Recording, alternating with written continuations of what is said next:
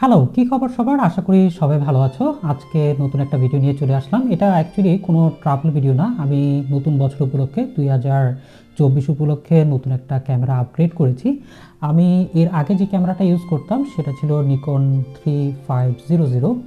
এই ক্যামেরাটা ভালো, কিন্তু একটু ওয়েটটা বেশি আর একটু স্পেস বেশি নেয়।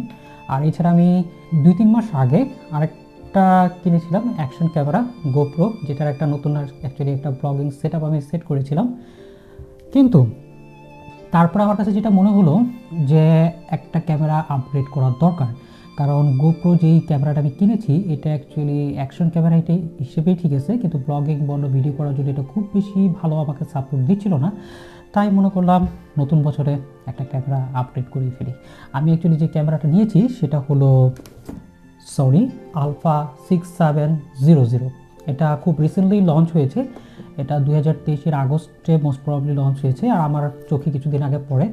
আর ক্যামেরাটা অনেক ভালো লাগে, সবার রিভিউটা অনেক ভালো দেখলাম। আর এটা অ্যাকচুয়ালি আনবক্সিং একটা ভিডিও, এটা কোনো রিভিউ ভিডিও না, কারণ আমি আজকে ক্যামেরাটার কোনো ওইভাবে করে রিভিউ দিব না।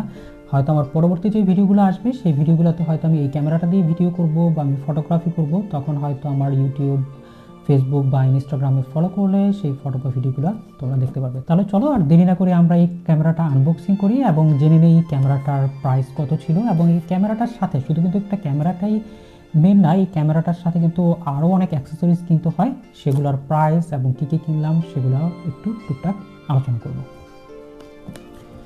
এই হলো অ্যাকচুয়ালি আমার ক্যামেরার বক্সটা, খুব ছোট্ট একটা বক্স। এখন ক্যামেরার সাথে খুব বেশি অ্যাক্সেসরিজ ওরা ইনক্লুডেড করে দেয় না। চলো খুলি এটা।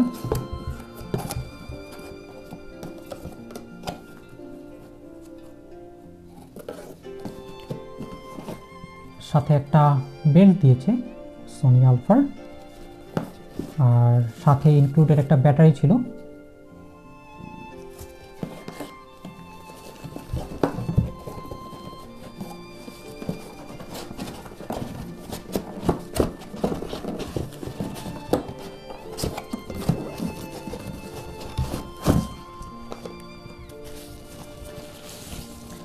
আর এই হলো আমাদের ক্যামেরাটা।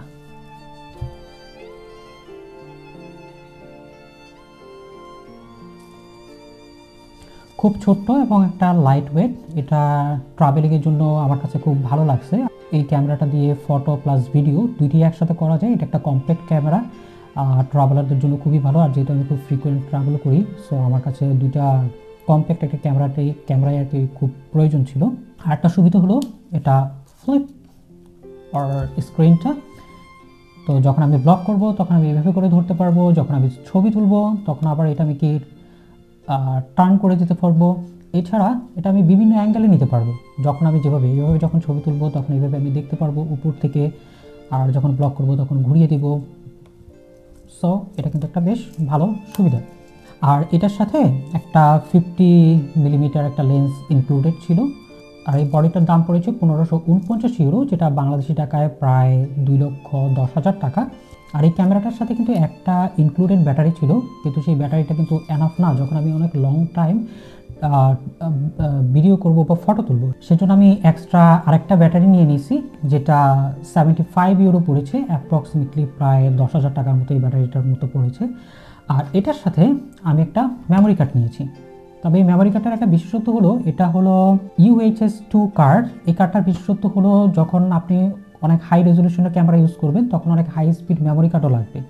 আপনি যদি চান আরও চিপের মধ্যে মেমোরি কার্ড কেনা যায় লাইক 2,000 বা 3,000 টাকা দিয়ে, কিন্তু আমি যে মেমোরি কার্ডটা এই ক্যামেরাটার জন্য ইউজ করব এটার প্রাইস অ্যাপ্রক্সিমেটলি 17,000 টাকা পড়েছে।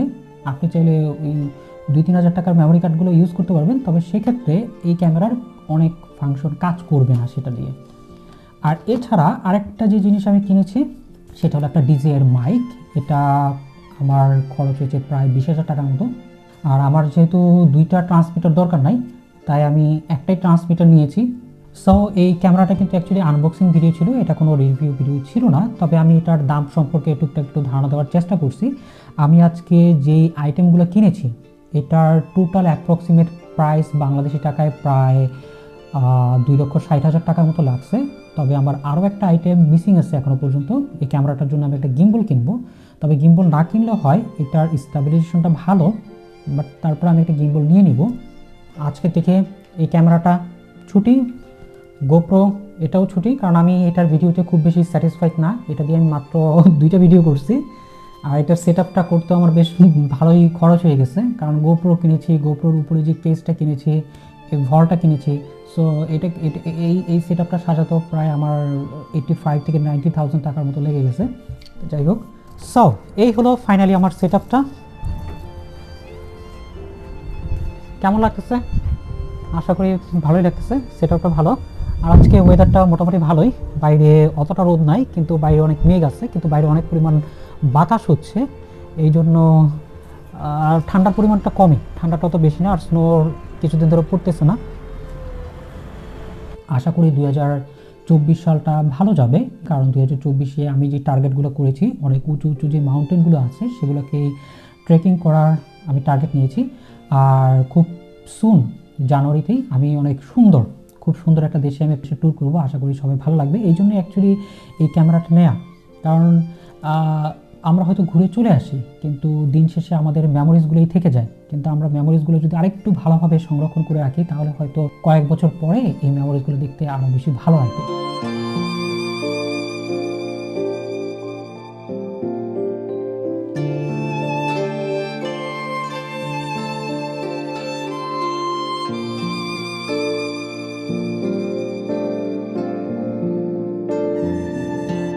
আশা করি তোমাদের ভিডিওটা ভালো লাগছে, আর সামনে আমার ব্লগগুলো হয়তো এই ক্যামেরা দিয়ে শ্যুট করা হবে। তোমরা আমার সাথেই থাকো এবং সাপোর্ট করো, আর যারা এখনও পর্যন্ত আমার ইউটিউব বা ফেসবুকটা সাবস্ক্রাইব করো নি, তাহলে এখনই করে ফেলো। খুব সুন দেখা হবে, ততদিন পর্যন্ত সবাই ভালো থেকো, বাই বাই।